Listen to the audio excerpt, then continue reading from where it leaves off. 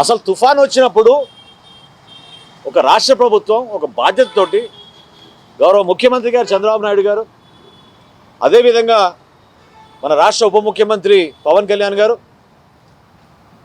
ప్రభుత్వంలో ప్రతి ఒక్కరిని మీ వంతు మీరు సహాయం అందించండి, రైతాంగం కోసం మీరు క్షేత్రస్థాయిలో వాళ్ళని ఆదుకునే విధంగా, ఒక భరోసా కల్పించే విధంగా మీ ఫోర్కాస్టింగ్లో కానివ్వండి, ధాన్యం కొనుగోలు విషయంలో కానివ్వండి, రైతు సహాయ కేంద్రాల్లో సిబ్బందిని కానివ్వండి, ఎప్పటికప్పుడు అలర్ట్ చేస్తూ అద్భుతంగా పనిచేశాం.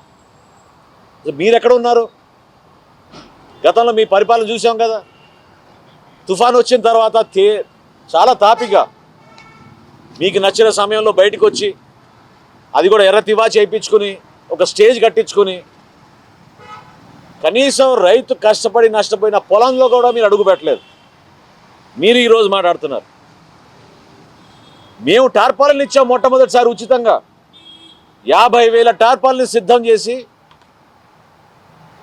ఆర్టీజీఎస్ ద్వారా మాకు వస్తున్న సమాచారాన్ని బేస్ చేసుకుని ప్రతి రైతు సహాయ కేంద్రంలో కనీసం 25 నుంచి 30 టార్పాలిన్లు ఎక్కడైతే వర్షపాతం నమోదవుతుందనే సమాచారం మాకుందో అక్కడ డబుల్ కూడా ఇచ్చాం.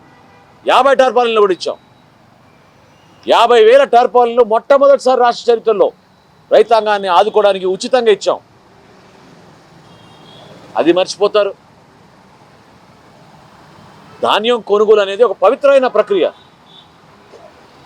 రైతుకు ఒక భరోసా నింపడమే కాకుండా ప్రభుత్వం పైన ఒక నమ్మకం తీసుకొచ్చాం. కాబట్టి మీ ప్రభుత్వానికి మా ప్రభుత్వాన్ని రైతులు పోలుస్తున్నారు. 9 నెలలు తిప్పారు మీరు డబ్బులు ఇవ్వడానికి. 9 నెలలు 4 గంటల్లో మేము డబ్బులు వేస్తున్నాం వాళ్ళ ఖాతాలోకి.